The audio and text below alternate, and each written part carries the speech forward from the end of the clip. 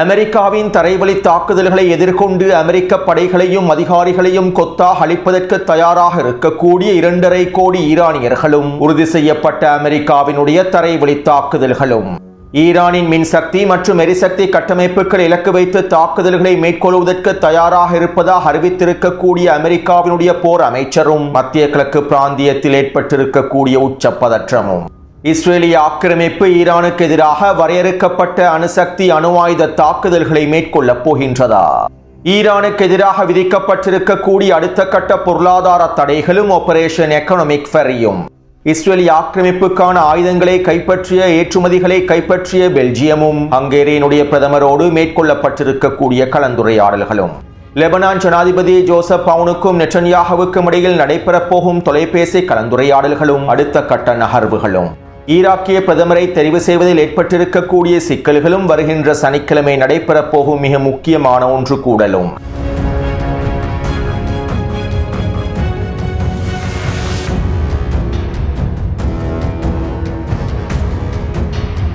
கடந்த நவம்பர் மாதம் ஈராக்கிலே பாராளுமன்ற தேர்தல் நடைபெற்றிருந்தது. இந்த பாராளுமன்ற தேர்தலில் ஈராக் எதிர்ப்பு குழுக்களுடைய மிக முக்கியமான அரசியல் கட்சிகளும் போட்டியிட்டிருந்தார்கள். இதற்கமைவாக குறித்த பாராளுமன்ற தேர்தலில் ஈரானுக்கு ஆதரவான அரசியல் கூட்டணிகளே வெற்றி பெற்றிருந்தார்கள். ஈரானுக்கு முழுமையான ஆதரவை வழங்கக்கூடிய எதிர்க்கட்சிகளுக்கு முழுமையான ஆதரவை வழங்கக்கூடிய அரசியல் கட்சிகள் ஒன்றிணைந்தே வெற்றி பெற்றிருந்தார்கள். மேலும் ஈரானினுடைய வழிகாட்டுதலுக்கு அமைவாக குறித்த கூட்டணியானது நூரி மாலிகி அவர்களை பிரதமர் வேட்பாளராக அறிவித்தார்கள். ஈரானினுடைய புதிய பிரதமர் பதவிக்கு முன்னாள் பிரதமராக இருந்த நூரி மாலிகி அவர்களை தான் நாங்கள் நிலைநிறுத்தப் போகின்றோம் என அறிவித்தார்கள். இதைத் தொடர்ந்து டொனால்ட் ட்ரம்பினுடைய நிர்வாகம் ஈராக்கிய அரசாங்கத்திற்கு உச்சழுத்தங்களை வழங்கியது.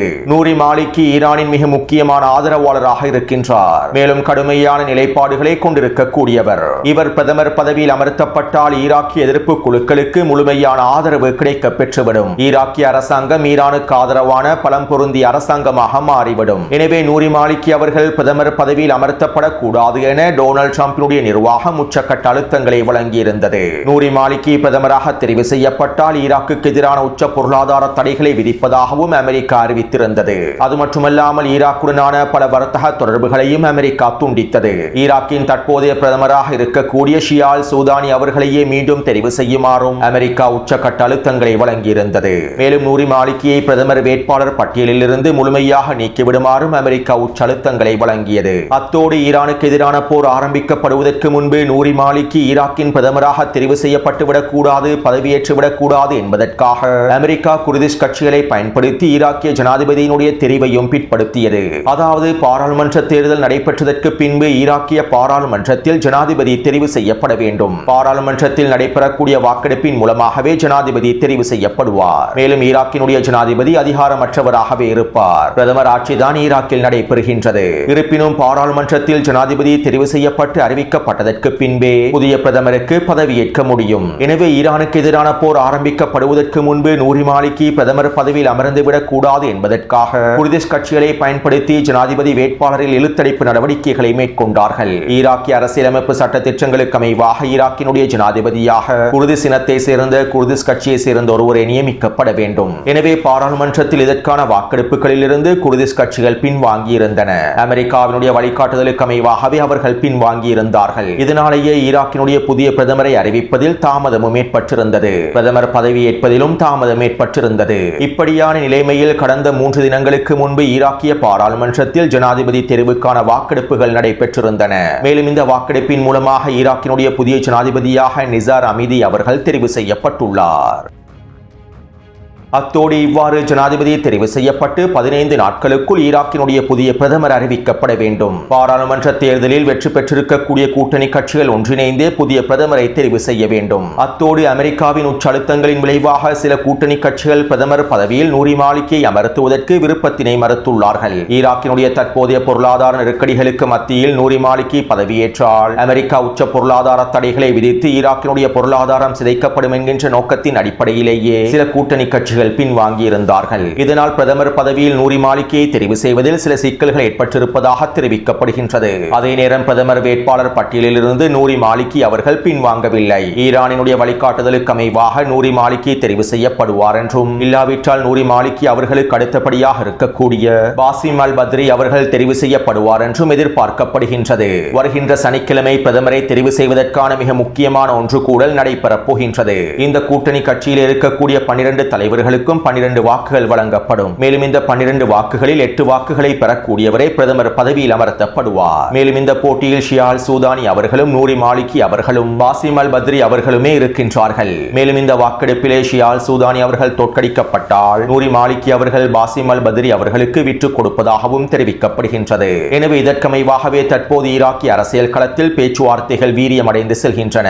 வருகின்ற சனிக்கிழமை ஈராக்கிய பிரதமரை தெரிவு செய்வதற்கான உச்சக்கட்ட பதற்றம் ஏற்பட்டுள்ளது. அமெரிக்காவும் ஈராக்கிய அரசாங்கத்திற்கு உச்சக்கட்ட அழுத்தங்களை வழங்கி வருகின்றது. இருப்பினும் ஈரானிய ஒத்துழைப்போடு ஈரானிய வழிகாட்டுதலோடு ஈராக்கினுடைய புதிய பிரதமர் தெரிவு செய்யப்படுவார் என்றும், எதிர்ப்பற்றுக்களை பலப்படுத்தக்கூடிய பலஸ்தீனிய போர் முனைக்கு ஆதரவான எதிர்ப்பற்றுக்களை பலப்படுத்தக்கூடிய புதிய பிரதமர் தெரிவு செய்யப்படுவார் என்றுமே எதிர்பார்க்கப்படுகின்றது.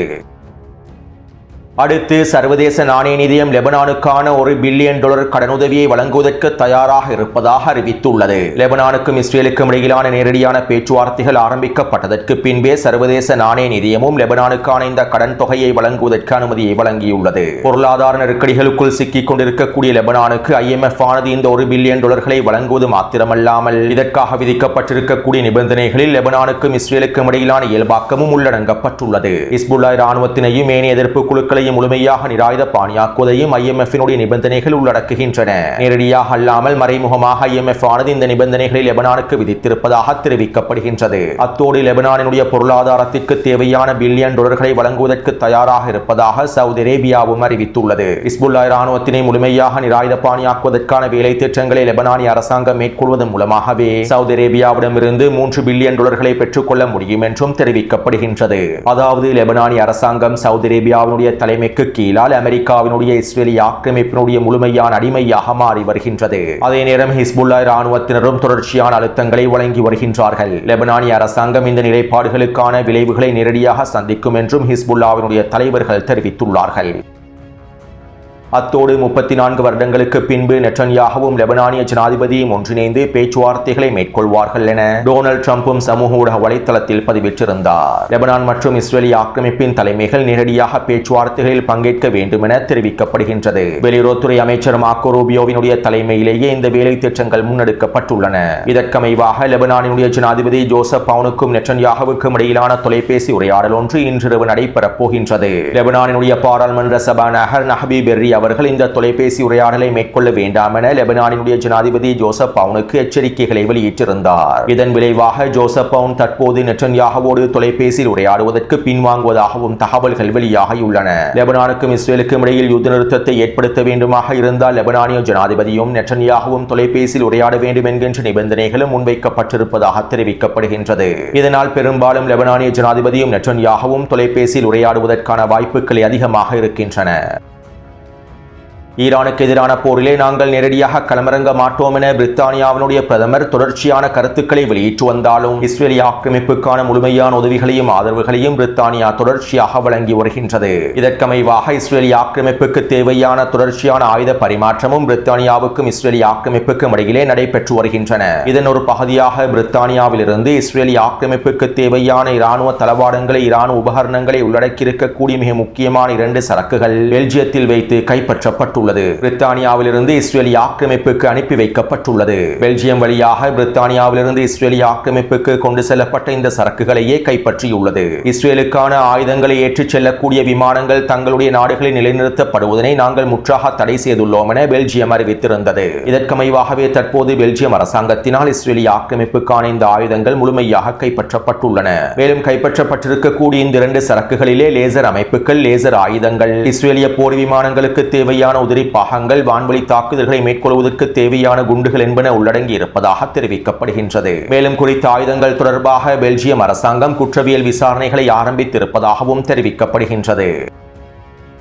அடுத்து நெட்டன்யாகுவுக்கும் ஹங்கேரியினுடைய புதிய பிரதமருக்கும் இடையில் தொலைபேசி கலந்துரையாடல்கள் நடைபெற்றுள்ளன. ஹங்கேரியினுடைய பழைய பிரதமர் விக்டர் ஓர்பன் இஸ்ரேலிய ஆக்கிரமிப்புக்கு முழுமையான ஆதரவை வழங்கினார். இஸ்ரேலிய ஆக்கிரமிப்புக்கு தேவையான ஆயுதங்களையும் ஹங்கேரி தொடர்ச்சியாக வழங்கியிருந்தது. மேலும் நெட்டன்யாகுவுக்கு எதிரான சர்வதேச பிடியாணையை வழங்கிய சர்வதேச நீதிமன்றத்திலிருந்தும் ஹங்கேரி வெளியேறியிருந்தது. இப்படியான நிலைமையிலேயே தற்போது நெட்டன்யாகு ஹங்கேரியினுடைய புதிய பிரதமரோடும் தொலைபேசியில் உரையாடியுள்ளார். மேலும் இதன்போது ஹங்கேரியின் புதிய பிரதமர் இஸ்ரேலுக்கு முழுமையான ஆதரவை வழங்குவதாகவும் இஸ்ரேலுடனான ஒப்பந்தங்களை தொடர்ச்சியாக பேணுவதாகவும் ஆயுத பரிமாற்றத்தை தொடர்ச்சியாக மேற்கொள்வதாகவும் அறிவித்துள்ளார். 2 நாட்களுக்கு முன்பு வெளியிட்டிருந்த காணொலியிலும் இவை தொடர்பாக நான் தெளிவாக கூறியிருந்தேன். ஹங்கேரியில் ஆட்சி மாற்றம் ஏற்பட்டாலும் இஸ்ரேலிய ஆக்கிரமிப்புடனான எந்த விதமான தொடர்புகளும் துண்டிக்கப்பட போவதில்லை என்பதனை குறிப்பிட்டிருந்தேன். அடுத்து நேற்றைய தினம் அமெரிக்காவினால் ஈரானுக்கு எதிரான உச்ச பொருளாதார தடைகள் விதிக்கப்பட்டிருந்தது. மேலும் இன்றைய தினம் ஈரானுக்கு எதிரான அடுத்த கட்ட பொருளாதார தடைகளையும் அமெரிக்க கருவூலம் விதித்துள்ளது. ஆபரேஷன் எக்கனாமிக் ஃபரி என்கின்ற வேலை திட்டங்களுக்கு அமைவாகவே ஈரானுக்கு உச்சழுத்தங்களை வழங்கும் நோக்கத்தோடு இன்றைய தினம் இந்த அடுத்த கட்ட பொருளாதார தடைகள் விதிக்கப்பட்டிருப்பதாக தெரிவிக்கப்படுகின்றது. இதற்கமைவாக படுகொலை செய்யப்பட்ட ஈரானின் மூத்த அதிகாரியான அலி ஷம்கானி அவர்களுடைய மருமகனை இலக்கு வைத்தும் பொருளாதார தடைகளை விதித்துள்ளார்கள். இவருடைய தலைமைக்கு கீழால் ஈரானினுடைய மிக முக்கியமான எண்ணெய் நிறுவனங்கள் காணப்படுகின்றன. இவற்றை இலக்கு வைத்து இந்த பொருளாதார தடைகள் விதிக்கப்பட்டுள்ளது. மேலும் ஈரான் எண்ணெய் வர்த்தகத்தை முடக்கும் நோக்கத்தோடு இன்னும் சில முக்கியமான வியாபாரிகளை இலக்கு வைத்தும் அமெரிக்க கருவூலத்துறையானது பொருளாதார தடைகளை விதித்துள்ளது. அது மட்டுமல்லாமல் ஈரானுக்கும் சீனாவுக்கும் இடையிலே தொடர்பு படக்கூடிய பல நிழல் நிறுவனங்களுக்கு எதிராகவும் ஈரானுக்கும் ஹிஸ்புல்லாவுக்கும் ஈரானுக்கும் ஈராக் எதிர்ப்பு குழுக்களுக்கும் ஈரானுக்கும் யெமன் ஹவுதி ராணுவத்திற்கும் இடையிலே தொடர்பு படக்கூடிய பல எண்ணெய் நிறுவனங்களுக்கு எதிராகவும் அமெரிக்க கருவூலத்துறையானது இந்த பொருளாதார தடைகளை விதித்துள்ளது. அது மட்டுமல்லாமல் ஈரான் எண்ணெய்களை கொள்வனவு செய்பவர்களுக்கு எதிராக உச்ச வரி விதிப்பு கொள்கைகளை நடைமுறைப்படுத்த போவதாகவும் அறிவித்துள்ளார்கள். இதற்கமைவாக ஈரான் எண்ணெய்களை அதிகளவாக கொள்வனவு செய்யக்கூடிய சீனாவினுடைய மிக முக்கியமான நிறுவனங்களுக்கு எதிராகவும் ஈரான் எண்ணெய்களை கொள்வனவு செய்யக்கூடிய ஏனைய நாடுகளுடைய நிறுவனங்களுக்கு எதிராகவும் உச்ச பொருளாதார தடைகளை விதிக்கப் போவதாகவும் வரி விதிப்பு கொள்கைகளை நடைமுறைப்படுத்த போவதாகவும் அமெரிக்க கருவூலத்துறையானது அறிவித்துள்ளது. அடுத்து பாகிஸ்தானிய ராணுவ தலைமை அதிகாரி ஆசிம் முனிர் ஈரானிலே களமிறங்கியிருந்தார். மேலும் இன்று மாலை ஈரானிய பாராளுமன்ற சபாநாயகர் முகமது கலிபாப் அவர்களையும் சந்தித்து கலந்துரையாடல்களை மேற்கொண்டிருந்தார். அத்தோடு பாகிஸ்தானிய ராணுவ தலைமை அதிகாரி அமெரிக்காவினுடைய செய்தியையே ஈரானுக்கு கொண்டு வந்திருந்தார். இவை தொடர்பாக இன்று மதியம் வெளியிட்ட காணொலியில் தெளிவாக குறிப்பிட்டிருந்தேன். அத்தோடு இவருடைய வருகை தொடர்பாக இன்னும் சில முக்கியமான தகவல்களும் கசிவடைந்துள்ளன. அதாவது மீண்டும் போர் ஆரம்பிக்கப்பட்டதற்கு பின்பு இஸ்ரேலிய ஆக்கிரமிப்பு ஈரானுக்கு எதிராக வரையறுக்கப்பட்ட அணுவாயுத அணுசக்தி தாக்குதல்களை மேற்கொள்வதற்கு தயாராக இருப்பதாக பாகிஸ்தானினுடைய இராணுவ தலைமை அதிகாரி ஈரானிய தலைமைகளுக்கு அறிவித்துள்ளார். மேலும் இந்த தகவல்களை பத்திரிகையாளர் அப்துல்லா காலூக் அவர்கள் தெரிவித்துள்ளார். அத்தோடு ஈரானுக்கு எதிராக வரையறுக்கப்பட்ட அணுசக்தி தாக்குதல்கள் மேற்கொள்ளப்படுவதற்கான வாய்ப்புகள் அதிகமாக இருப்பதாக பாகிஸ்தானிய இராணுவ தலைமை அதிகாரி ஈரானிய தலைமைகளுக்கு தெரிவித்திருப்பது ஒரு விதமான மிரட்டலாகும். ஈரான் அதனுடைய நிபந்தனைகளை கைவிட்டு அமெரிக்காவினுடைய நிபந்தனைகளை முழுமையாக ஏற்றுக்கொள்ள வேண்டும் என்பதற்காகவும் இன்னும் 2 வாரங்களுக்கு போர் நிறுத்தத்தை நீடிப்பதற்கான சம்மதத்தினை வழங்க வேண்டும் என்பதற்காகவும் அல்லது அவசரமாக ஒப்பந்தத்தை முடிக்க வேண்டும் என்பதற்காகவும் வழங்கப்பட்டிருக்கக்கூடிய ஒரு மிரட்டலாகும். நீங்கள் அமெரிக்காவுடைய நிபந்தனைகளை ஏற்றுக்கொள்ளாவிட்டால் நிச்சயமாக இஸ்ரேலிய ஆக்கிரமிப்பு வரையறுக்கப்பட்ட அணுவாயுத தாக்குதல்களை மேற்கொள்ளும் என்கின்ற மிரட்டல்களையே பாகிஸ்தானிய இராணுவ தலைமை அதிகாரி ஈரானிய தலைமைகளுக்கு வழங்கியுள்ளார். மத்தியஸ்தராக இருக்கக்கூடிய பாகிஸ்தானுக்கு மரியாதை வழங்கும் நோக்கத்தோடு இந்த தகவல்களை ஈரானிய ஊடகங்கள் வெளியிடவில்லை. இருப்பினும் இந்த அச்சுறுத்தல்களை பாகிஸ்தானிய இராணுவ தலைமை அதிகாரி ஈரானிய தலைமைகளுக்கு வழங்கியுள்ளார் என்பதனை பத்திரிகையாளர் அப்துல்லா காலூக் அவர்கள் உறுதிப்படுத்தியுள்ளார். அத்தோடு இன்றிரவு பேச்சுவார்த்தைகளை முடித்துவிட்டு ஆசிப் முனீர் அமெரிக்காவுக்கு விஜயம் செய்ய போவதாகவும் ஈரானிய தலைமைகளுடைய பதிலை டொனால்ட் ட்ரம்பின் நிர்வாகத்திற்கு அறிவிக்கப் போவதாகவும் தெரிவிக்கப்படுகின்றது. அத்தோடு வரையறுக்கப்பட்ட அணுவாயுத தாக்குதலாக அணுசக்தி தாக்குதலாக ஈரானின் புஷேர் அணுமின் நிலையம் மீதான தாக்குதல்களை எங்களுக்கு உள்ளடக்க முடியும். ஈரானினுடைய புஷேர் அணுமின் நிலையத்தை இலக்கு வைத்து தாக்குதல்கள் மேற்கொள்ளப்படுவதற்கான வாய்ப்புகள் அதிகமாகவே இருக்கின்றது என்பதனை 2 வாரங்களுக்கு முன்பே நான் காணொலிகளில் குறிப்பிட்டிருந்தேன். ஈரானுக்கு உச்சழுத்தத்தை வழங்கும் நோக்கத்தோடு குறித்த புஷேர் அணுமின் நிலையத்தை இலக்கு வைத்து தாக்குதல்களை மேற்கொள்வதற்கான வாய்ப்புகள் அதிகமாகவே இருக்கின்றன. அத்தோடு 3 நாட்களுக்கு முன்புதான் ரஷ்யா புஷேர் அணுமின் நிலையத்தில் இருக்கக்கூடிய அனைத்து ஊழியர்களையும் முழுமையாக வெளியேற்றியுள்ளார்கள். தற்போது குறித்த அணுமின் நிலையத்தில் 20 ஊழியர்கள் மாத்திரமே இருப்பதாக தெரிவிக்கப்படுகின்றது. ஈரானுக்கு எதிரான ஃபைனல் ப்ளோ தாக்குதல்களில் ஈரானினுடைய அணுமின் நிலையத்தை இலக்கு வைத்து தாக்குதல்களை மேற்கொள்வதற்கு இஸ்ரேலிய ஆக்கிரமிப்பு திட்டமிட்டுள்ளது. மேலும் இந்த தாக்குதல்களை மேற்கொள்வதற்கு முன்பே இந்த தாக்குதலை காரணமாக வைத்து ஈரானுக்கு உச்சழுத்தங்களை வழங்கி வருகின்றார்கள். இருப்பினும் இந்த உச்சழுத்தங்கள் ஒரு பொழுதும் பயனளிக்கப் போவதில்லை. அத்தோடு இன்று மாலை ஈரானிய உச்ச தலைவரின் ஆலோசகரான மொஹசன் ரசாய் அவர்கள் இவ்வாறு தெரிவித்துள்ளார். அமெரிக்காவின் கடற்படை முற்றுகையானது தோல்வியடைந்த முற்றுகையாகும். மேலும் இந்த கடற்படை முற்றுகைக்காக நாங்கள் எங்களுடைய 10 நிபந்தனைகளையும் ஒரு பொழுதும் விட்டுக் கொடுக்க போவதில்லை. தொடர்ச்சியாக போருக்கு அஞ்சக்கூடிய அமெரிக்கர்களைப் போல் அல்லாமல் நாங்கள் ஒரு மிகப்பெரிய நீண்ட போருக்கு தயாராகவே இருக்கின்றோம். எங்களுடைய 10 நிபந்தனைகளும் முழுமையாக ஏற்றுக்கொள்ளப்படாவிட்டால் யுத்த நிறுத்தத்தை நீடிக்காமல் போரை தொடர்ச்சியாக மேற்கொள்வதற்கே நாங்கள் தயாராக இருக்கின்றோம். மேலும் அமெரிக்காவினுடைய இந்த முற்றுகையோ அமெரிக்காவினுடைய பொருளாதார தடைகளோ எங்களுக்கு எந்தவிதமான தாக்கத்தையும் ஏற்படுத்தாது என மொஹசன் ரசாய் அவர்கள் தெரிவித்துள்ளார். அடுத்து கடந்த 10 மணித்தியாலங்களுக்குள் ஈரானுடன் தொடர்பு பட்டிருக்கக்கூடிய அமெரிக்காவினால் பொருளாதார தடைகள் விதிக்கப்பட்டிருக்கக்கூடிய மிக முக்கியமான 3 எண்ணெய் கப்பல்களும் சரக்கு கப்பல்களும் அமெரிக்காவின் முற்றுகையை உடைத்து நகர்ந்திருப்பதாக உறுதி செய்யப்பட்டுள்ளது. மேலும் 2 எண்ணெய் கப்பல்கள் ஹெர்முஸ் ஜலசந்தி வழியாக பாரசீக வளைகுடா பிரதேசத்தில் இருக்கக்கூடிய ஈரானிய துறைமுகங்களை நோக்கி நகர்ந்திருப்பதாகவும் தெரிவிக்கப்படுகின்றது. அமெரிக்க மத்திய கட்டளை தளம் தொடர்ச்சியான போலியான பிரச்சாரங்களை மேற்கொண்டு வந்தாலும் அமெரிக்க முற்றுகையை பொருட்படுத்தாமல் ஈரானிய எண்ணெய் கப்பல்கள் சரக்கு கப்பல்கள் தொடர்ச்சியான போக்குவரத்து மேற்கொண்டு வருகின்றது என்பதே உண்மையான நிலவரமாகும். அத்தோடு இன்று மாலை நடைபெற்ற விசேட ஊடக சந்திப்பில் அமெரிக்க போர் அமைச்சர் பீட் ஹெக்ஸட் இவ்வாறு தெரிவித்தார். நாங்கள் ஈரானுக்கு எதிரான இறுதிக்கட்ட தாக்குதல்களை மேற்கொள்வதற்கு முழுமையாக தயார் நிலையிலேயே இருக்கின்றோம். ஈரானினுடைய மிக முக்கியமான உள்கட்டமைப்புகள், எரிசக்தி, மின்சக்தி கட்டமைப்புகள் மற்றும் ஈரானிய இராணுவத்தோடு சம்பந்தப்பட்டிருக்கக்கூடிய மிக முக்கியமான கட்டமைப்புகள் அனைத்தையும் இலக்கு வைத்து இறுதி தாக்குதல்களை மேற்கொள்வதற்கு நாங்கள் தயார் நிலையிலேயே இருக்கின்றோம். இந்த தாக்குதல்களை மேற்கொள்ளாமல் இருக்க வேண்டும் என்பது எங்களுடைய விருப்பம். அதே நேரம் எங்களுடைய ஜனாதிபதியின் கட்டளைக்காக நாங்கள் காத்துக் கொண்டிருக்கின்றோம். அவர் உத்தரவிட்டால் நாங்கள் பொத்தானை அழுத்தி விடுவோம். ஈரானினுடைய ஒட்டுமொத்த உட்கட்டமைப்புகளையும் மின்சார எரிசக்தி கட்டமைப்புகளையும் தரைமட்டமாக்கி விடுவோம். இதற்கான அனைத்து தயார்படுத்தல்களையும் நாங்கள் முழுமையாக முடித்துவிட்டோம். தற்போது பொத்தானை அழுத்துவது மாத்திரமே எஞ்சி இருக்கின்றது. தற்போது வரை நாங்கள் மேற்கொண்டிருக்கக்கூடிய தாக்குதல்களுக்கு பின்பும் உங்களால் மீண்டு வர முடியும். ஆனால் உங்களால் மீண்டும் கட்டமைக்க முடியாது. மேலும் மீண்டு வருவதற்கோ மீண்டும் கட்டமைப்புகளை மேற்கொள்வதற்கோ நாங்கள் உங்களுக்கு அவகாசத்தை வழங்கப் போவதில்லை. ஈரான் தவறான முடிவை எடுத்தால் அதனுடைய ஒட்டுமொத்த அழிவும் உறுதி செய்யப்பட்டுவிடும் என அமெரிக்க போர் அமைச்சர் பீட் ஹெக்ஸட் இன்று மாலை நடைபெற்ற ஊடக சந்திப்பிலே தெரிவித்தார். அதாவது ஈரானுக்கு எதிரான ஃபைனல் ப்ளோ தாக்குதல்களை மேற்கொள்வதற்கு தயாராக இருப்பதாகவே அமெரிக்கா அறிவித்துள்ளது. அத்தோடு பேச்சுவார்த்தை என்கின்ற பெயரில் நாடகமாடி ஈரானுக்கு எதிரான தரைவழி தாக்குதல்களையே மேற்கொள்வதற்கு இவர்கள் திட்டமிட்டுள்ளார்கள் என ரஷ்யாவினுடைய பாதுகாப்பு சபையானது ஈரானிய தலைமைகளுக்கு அவசர செய்திகளை அனுப்பியிருந்தது. மேலும் இந்த தகவல்கள் தற்போது உறுதி செய்யப்பட்டுள்ளன. அதாவது ஈரானுக்கு எதிரான ஒரு மிகப்பெரிய தரைவழி தாக்குதலை மேற்கொள்வதற்கு அமெரிக்கா தயாராகி வருகின்றது என்பதனை ஈரானிய அதிகாரிகளும் உறுதி செய்துள்ளார்கள். ஈரானின் வடமேற்கு பிரதேசத்திலிருந்து குர்திஷ் படைகளை பயன்படுத்தி ஈரானினுடைய அசர்பைஜான் எல்லை பிரதேசத்தினூடாகவும் பாகிஸ்தான் எல்லை பிரதேசத்தினூடாகவும் தரைவழி தாக்குதல்களை மேற்கொள்வதற்கும் ஹெர்முஸ் ஜலசந்தி பாரசீக வளைகுடா பிரதேசத்தில் இருக்கக்கூடிய முக்கியமான தீவுகளை கைப்பற்றுவதற்கான தரைவழி தாக்குதல்களை மேற்கொள்வதற்கும் ஈரானினுடைய கடற்கரை நகரங்களை கைப்பற்றுவதற்கான தரைவழி தாக்குதல்களை மேற்கொள்வதற்கும் அமெரிக்கா திட்டமிட்டிருப்பதாகவும் இதனை உறுதிப்படுத்தக்கூடிய நகர்வுகள் கடந்த 2 நாட்களுக்குள் வெளிப்படுத்தப்பட்டிருப்பதாகவும் ஈரானிய தலைமைகள் உறுதி செய்துள்ளார்கள். அத்தோடு இந்த தகவல்கள் உறுதி செய்யப்பட்டதன் விளைவாகவே ஈரானும் ஈராக் எதிர்ப்பு குழுக்களும் குர்திஸ்தான் பிரதேசத்தில் இருக்கக்கூடிய பிரிவினைவாதிகளுக்கு எதிரான ட்ரோன் தாக்குதல்களை, ஏவுகணை தாக்குதல்களை மேற்கொண்டு வருவதாக ஈரானிய ஆய்வாளர்கள் தெரிவித்துள்ளார்கள். அது மட்டுமல்லாமல் நேற்றிரவு சுலைமானியா பிரதேசத்திலே மேற்கொள்ளப்பட்ட ட்ரோன் தாக்குதல்களுக்கு பின்பு படுகாயமடைந்த குர்திஷ் பிரிவினைவாதிகளின் தலைவர்களை அமெரிக்க இராணுவத்தினர் ஹெலிகாப்டர்களின் மூலமாக கொண்டு சென்றிருப்பதும் உறுதி செய்யப்பட்டுள்ளது. எனவே அமெரிக்காவினுடைய பேச்சுவார்த்தையினுடைய நோக்கம் இதுதான். யுத்த நிறுத்தம் இன்னும் 2 வாரங்களுக்கு நீடிக்கப்பட்டாலோ நீடிக்கப்படாவிட்டாலோ அமெரிக்காவினுடைய முதன்மையான நோக்கம் ஈரானுக்கு எதிரான தரைவழி தாக்குதல்களை மேற்கொள்வதுதான். இதற்கான தயார்படுத்தல்களுக்காகவே அமெரிக்கா தற்போது நேரத்தையும் பெற்றுக் கொள்கின்றது. மேலும் இது தற்போது ஈரானிய தலைமைகளினால் உறுதி செய்யப்பட்டுள்ளன.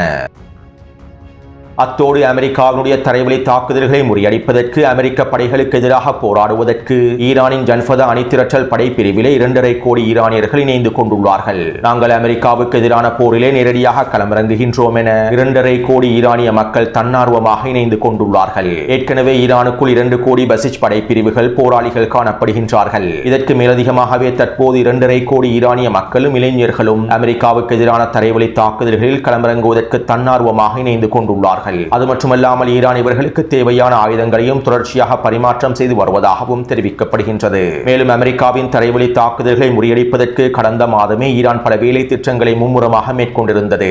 எனவே ஈரான் ஒன்றும் புதிதாக வேலை திட்டங்களை மேற்கொள்ள வேண்டிய தேவையில்லை. அமெரிக்காவின் தரைவழி தாக்குதலுக்கு ஈரான் ஆரம்பத்திலிருந்தே தயாராக இருக்கின்றது. இதனால் அமெரிக்காவினுடைய தரைவழி தாக்குதலானது அமெரிக்காவுக்கு மிகப்பெரிய இழப்பாகவே மாறப்போகின்றது. அத்தோடு இந்த காணொலி தொடர்பான கருத்துக்களை பதிவிடுங்கள். தொடர்ந்தும் என்னுடன் இணைந்திருங்கள். நன்றி, வணக்கம்.